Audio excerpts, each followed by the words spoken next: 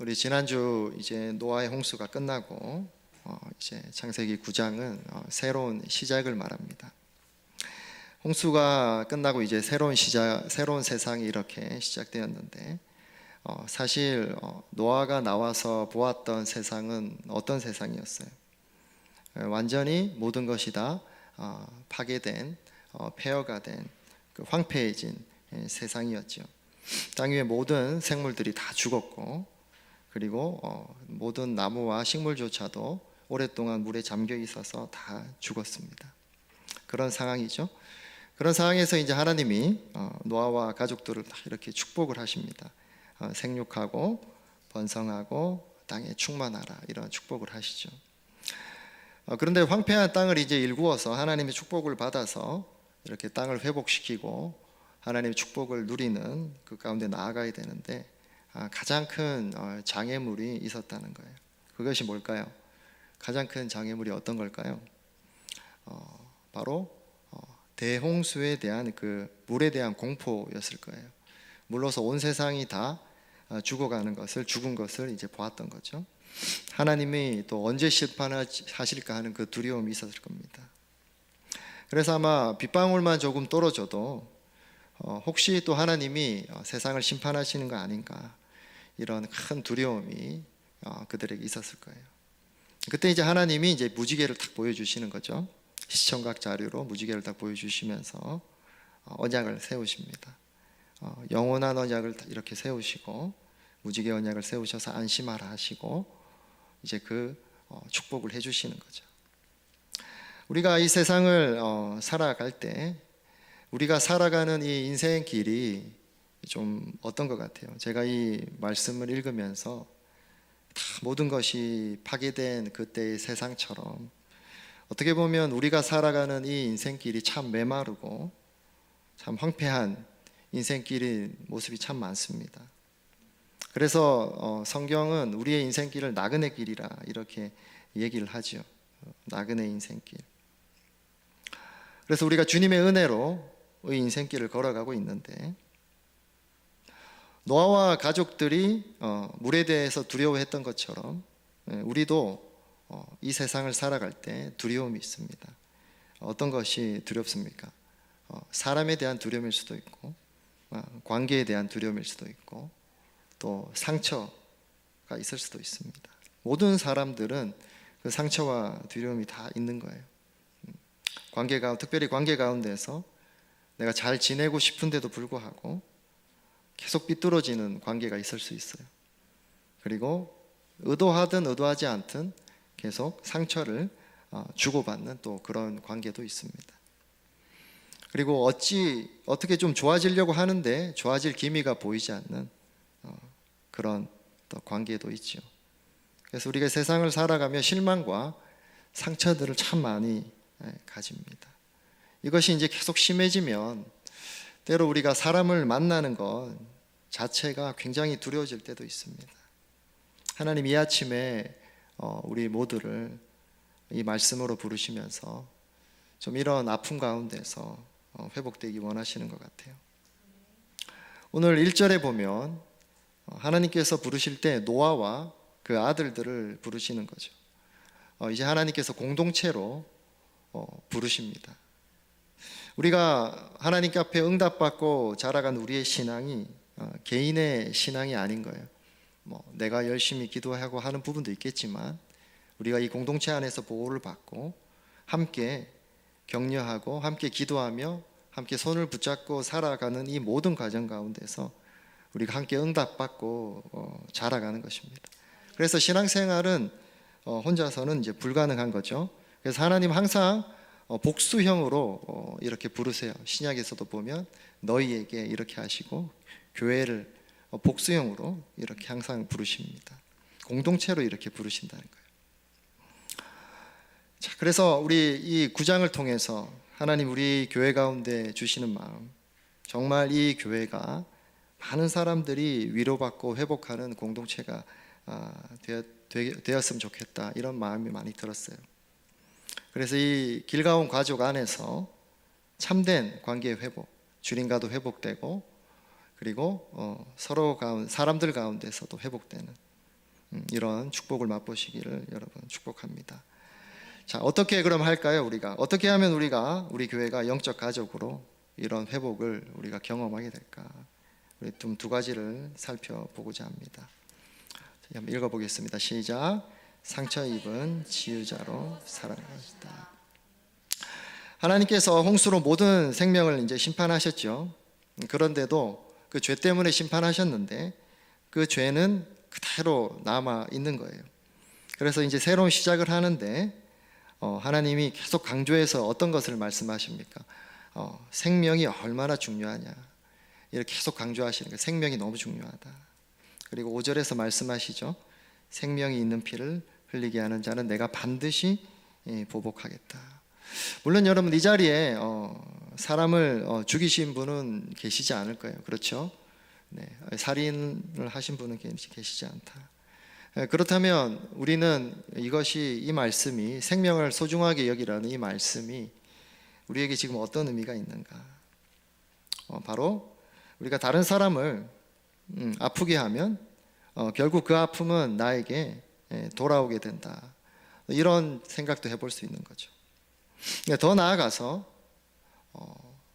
다른 사람의 마음에 피눈물을 흘리게 한 사람은 나도 이제 피눈물을 흘리게 되더라. 또 이런 것도 생각해 볼 수 있는데 조금 더 나아가서 우리는 우리를 사람을 살리는 사람으로 부르셨음을 믿으시기 바랍니다.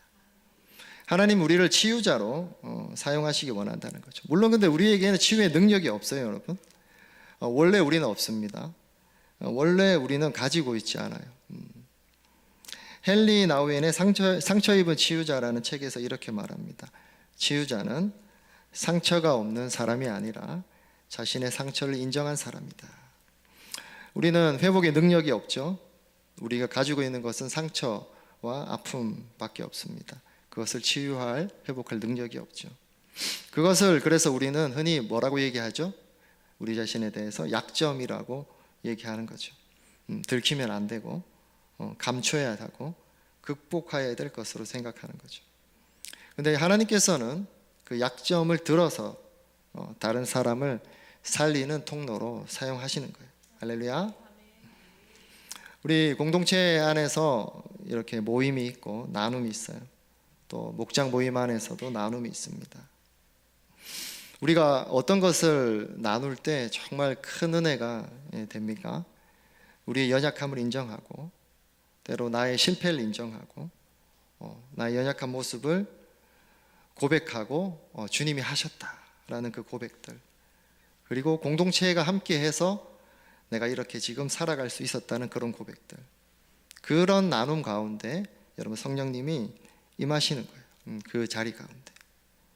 그리고 나 자신에 대해서도 나 스스로 나는 어떻게 할 수 없는 자, 내가 너무 한심해 라는 이런 우리의 고백들. 그런데 이어서 우리는 어떤 고백을 합니까? 그럼에도 불구하고 하나님이 나를 포기하지 않으신다는 거죠. 나에 대한 사랑이 여전하시다는 그 고백들, 그런 고백들 가운데 주님이 찾아오시는 거예요. 그리고 나의 그 연약함, 나의 그 부족함, 나의 실수, 그 나의 아픔, 그 나의 상처라는 통로를 통해서 하나님께서 치유와 회복의 일을 하십니다. 그래서 여러분 우리가 공동체 안에서 그렇게 괜찮은 척 하지 않아도 되는 거예요. 세상에서는 언제 무시당하고 공격받을지 모르니까 좀 있는 척을 해야 되죠. 그러나 여러분 이곳에서는 우리가 괜찮은 척 할 필요 없습니다. 문제없는 척, 아프지 않은 척 하지 않아도 됩니다. 주님 다 아시는 거죠. 우리의 모습을 가지고 우리가 솔직하게 주님 앞에 얘기하고 또 나누고 이렇게 할 때 우리 안에 많은 두려움을 가져가실 거예요. 이것이 드러날 것 같은 두려움, 사람들이 판단하면 어떨까 할 것 같은 두려움을 다 가져가실 것입니다. 그럴 때 여러분 이 교회 가운데 주님이 주시는 하늘의 회복과 위로가 충만하게 넘치기 시작할 것입니다. 여러분 정말 이런 회복을 모두 맛보시기를 축복합니다. 자, 우리는 어떻게 영적 가족으로 회복을 경험할까? 두 번째 우리가 한번 살펴볼까요?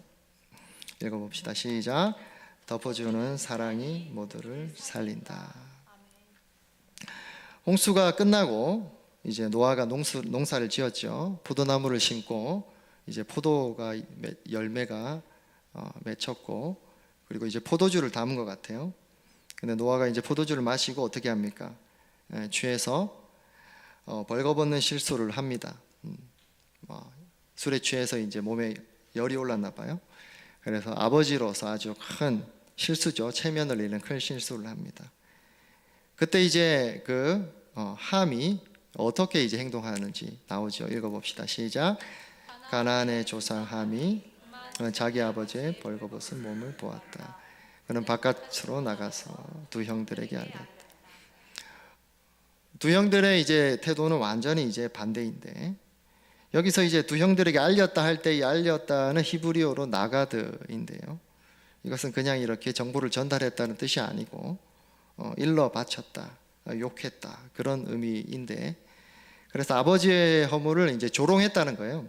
조롱하고 악의적으로 즐겼다는 것을 말해줍니다. 여러분, 사람을 살리는 공동체, 그리고 사람들이 이렇게 세워지는 공동체는 덮어주는 사랑이 가득합니다. 우린 다른 사람의 허물이나 연약함이나 실수를 보면 굉장히 잘 포착하죠. 제가 지지난주에 했던 성경 말씀은 잘 기억 못해요. 잘 기억 못하는데, 제가 최근에 여러분들이 주변 사람들이 했던 실수는 아주 기가 막히게 기억합니다. 그때 너 말 좀 그렇게 버벅거렸더라 막 이렇게 얘기하고, 그리고 절대 안 잊어버려요. 얼마나 기가 막히게 우리는 잘 기억하는지, 난 못한 거는. 그러면서 또 이렇게 빈말도 되게 잘합니다. 아, 괜찮아 하면서 속으로 이렇게 막 좀 그런 마음, 함부로 여기는 마음도 가지고 그런 거죠. 그리고 말씀은 참 잘 기억 잘 안 나는데, 남 잘못 말한 거나 이렇게 남 험담한 말들을 얼마나 잘 기억하는지 아주 기승전결 구체적으로 다 기억합니다. 기억력이 너무 좋아. 지난주 설교 말씀 얘기해 보라면 잘 기억 못 하는데 이런 건 너무 잘 기억해요. 그래서 우리 순간은 재미있을 수 있어요. 맞죠? 근데 어떻다? 그것이 나에게 너무 손해가 된다는 거죠. 나의 영혼도 죽고 영도 죽고 이제 남도 살리지 못하는 그런 사람이 됩니다. 또 보면 한국 사람들이 보면 또 어때요? 굉장히 일처리를 굉장히 잘하는 집들이 많지 않습니까? 그 집안 문화가. 그래서 우리가 열심히 달려왔잖아요. 한국이 발전하면서. 그래서 어떤 잘못한 것이 있거나 못하는 게 있으면 그 사람을 위한다는 명목으로 얼마나 이렇게 또 날카롭게 지적도 잘합니까?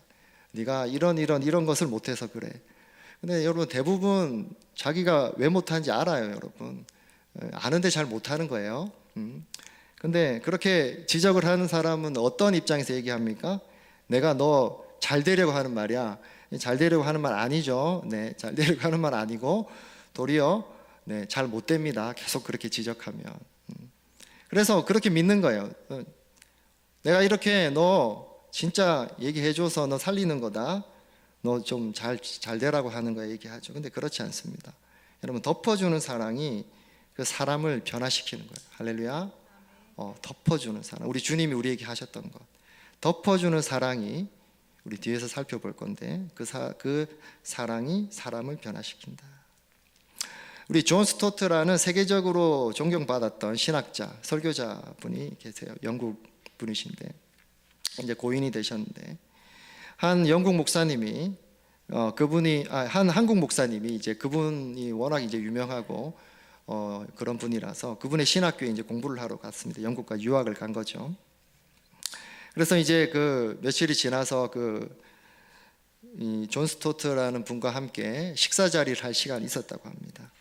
그래서 그분과 마주 앉아서 자기 아내하고 이렇게 식사를 하는데, 맨 처음 이제 영국인들이 흔히 먼저 먹는 그 스프가 이제 나왔다고 해요.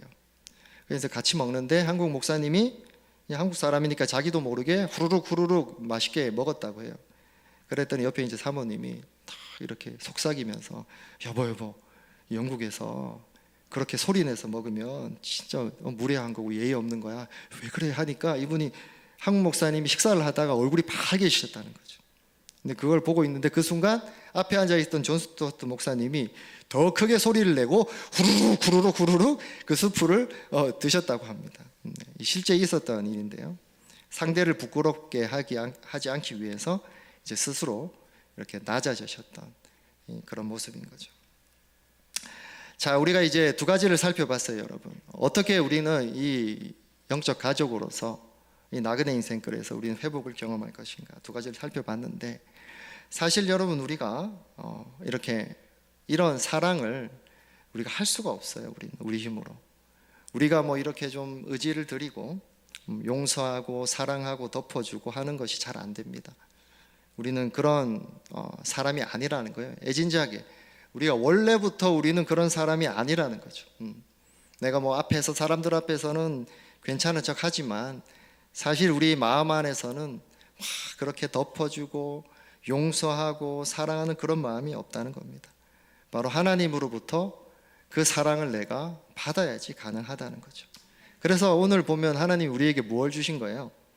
무지개 언약을 주셨다는 거죠. 여러분, 성경의 이 계약은, 하나님이 사람과 맺으시는 이 계약, 약속은 굉장히 독특해요. 여러분들이 계약을 맺을 때 항상 쌍방의 조건이 있잖아요. 너희가 이렇게 하면 내가 이렇게 해주겠다. 모든 계약 조건은 쌍방입니다. 그래서 상대편이 그 조건에 부합하지 않으면 그 계약은 파기되는 거죠. 그게 항상 상식이고 기본인 거죠. 그런데 하나님이 세우시는 이 약속, 이 계약, 이 언약은 너무나 놀라운 것이 일방적이라는 거예요. 일방적이다. 자, 그러면 이 무지개 언약에는 어떤 하나님의 일방적인 약속과 사랑이 있는가 우리 잠시 살펴볼 건데, 15절에 이렇게 말씀하시죠. 다시는 홍수를 일으켜서 살과 피가 있는 모든 것을 물로 멸하지 않겠다 하시는 거죠. 영원한 언약을 내가 세운다 하신 거죠. 이 언약이 얼마나 놀라운지, 내가 지금 이 언약을 세우는데 이 언약이 영원할 거야. 내가 이 언약을 반드시 지킬 거고 이제 너희들이 심판받지 않을 거야라는 놀라운 약속을 주신다는 거죠. 자, 그런데 하나님은 죄에 대해서 반드시 심판하셔야 되잖아요. 근데 왜 이런 무모한 약속을 하셨을까? 우리는 그 하나님 아버지의 마음을 봐야 된다는 겁니다. 이 무지개는 여러분 히브리어로 케셰트예요. 케셰트. 그 케셰트는 똑같은 단어가 바로 활입니다. 활. 실제로 그래서 무지개의 모양이 어떻습니까, 여러분? 활의 모양이죠. 그래서 영어를 갖다가 영어로 무지개를 뭐라 하죠? 레인보우라 하죠. 자, 앞에가 비고 뒤에가 뭡니까? 활이죠. 그래서 활이라는 단어가 그 안에 들어있는 거죠. 자, 보세요, 여러분. 무지개 우리가 간혹가다 보는데 한번 봐보세요. 여러분, 그 활이, 무지개가 지금 어디를 겨누고 있습니까? 방향이 어디예요? 방향이 어디입니까? 하늘을 겨누고 있다는 거죠. 그 방향이 어디를 겨누고 있다고요? 네, 하늘을 겨누고 있다는 거죠. 하나님 이 약속을 하시면서 내가 다시는 너희를 심판하지 않겠어. 하나님이 그리고 이 약속을 그럼 어떻게 지키셨는가? 바로 모든 인류를 향한 심판의 이 화살을 한 관역으로 돌리셨다는 겁니다. 바로 어떤 관역입니까? 바로 십자가 관역으로 하나님은 다 돌리신 거예요. 그래서 하나님은 심판의 화살을 우리에게 쏘지 않으시고 바로 누구에게 쏘신 거죠? 예수님께, 예수 그리스도께 다 쏘셨다는 것입니다. 자, 그래서 이 무지개 언약은 무엇입니까, 여러분? 내가 영원한 이 약속을 너에게 줄 건데, 너희가 심판받지 않도록 내가 이 약속을 지킬 건데 어떤 겁니까? 내가 너희가 받을 심판을 내가 다 받아서 이제 내가 너의 죄를 덮어주겠다라고 말씀하신다는 거예요. 할렐루야. 이것이 바로 우리를 향한 하나님의 사랑이며 약속인 것입니다. 내가 얼마나 큰 용서를 받은 자인가. 여러분, 우리의 허물이 하나님의 기준으로 가려지지 않아요. 그런데 바로 십자가에 설리신 예수 그리스도의 그 보혈로 다 덮어주셨다는 거죠. 그 죄가 새나가지 않을 수 있도록 다 하나님 앞에서 구원받을 수 있도록 다 덮어주셨다는 것입니다. 이것이 바로 우리를 덮어주신 우리 주님의 사랑입니다. 누가복음 7장에 이 사랑을, 이 덮어주시는 사랑을 받은 한 사람의 이야기가 나옵니다. 예수님이 이제 바리새파 사람이 자기 집에 식사 초대를 한 거죠. 그래서 그 집에 갔어요. 그런데 어떻게 들어왔는지 모르겠는데 그 동네에서 죄인으로 알려진, 아마 창녀였던 것 같아요. 창녀로 알려진 그 여자가 그 식사 자리에 이제 들어오게 됩니다. 아마 들어가기 쉽지 않았을 건데 어떻게 몰래 들어간 것 같아요. 들어갑니다. 그때 이 바리새파 사람이 굉장히 불쾌함을 표현합니다. 그 죄인을 못 알아보는 예수님이나 어떻게 저 여자가 여기 있냐 이렇게 불쾌함을 표현하는 거죠. 그리고 그 여자는 묵묵히 향유를 예수님의 발에 붓고 예수님의 발을 이제 닦아주는 그 장면들이 나오죠. 그 후에 예수님이 이제 이 바리새파 자기를 초대했던 바리새파 사람이 그 집에서 이렇게 얘기를 하는 거예요. 이 여자는 많은 죄를 용서받았어 이렇게 말하는 거죠. 그리고 어떻게 말씀하실까요? 이어서 용서받은 것이 적은 사람은 적게 사랑한다. 그러니까 반대로 무슨 말입니까, 여러분? 많이 용서받은 사람이 많이 사랑한다. 많이 용서받은 사람이 많이 덮어주는 사람이 된다는 것입니다. 할렐루야. 여러분, 우리가 얼마나 큰 용서를 받은 자인지 정말 날마다 알아가시기를 축복합니다. 내가 어떤 덮어주심의 사랑과 용납과 용서를 받았는지 여러분 정말 날마다 알아가시길 축복합니다. 여러분, 그 나의 허물, 나의 죄를 덮어주신 그 사랑으로 인해서 이제 비로소 여러분 우리가 사랑할 수 있는 거죠. 할렐루야. 여러분, 우리 모두 나그네의 인생길을 걸어가지 않습니까? 여러분, 우리 교회가 정말 이 나그네 인생길에서 서로의 정말 허물을 덮어주는, 그리고 품어주고 정말 깊이 사랑하는 가족 공동체가 되기를 축복합니다. 그래서 여러분이 길가온 가족, 이 공동체에서 인생길을 걸어가는 많은 사람들이 이 공동체가 그들을 위한 그늘이 되고 친구가 되고 힘들 때 정말 기댈 수 있는 그런 어깨가 되었으면 좋겠습니다. 여러분, 허물을 덮어주신 이 주님의 위대하신 사랑, 이 사랑이 여러분의 그 마음을 이끌어 가길 원합니다. 그래서 함께 정말 이런 회복의 공동체를 만들어 가기를 소망합니다.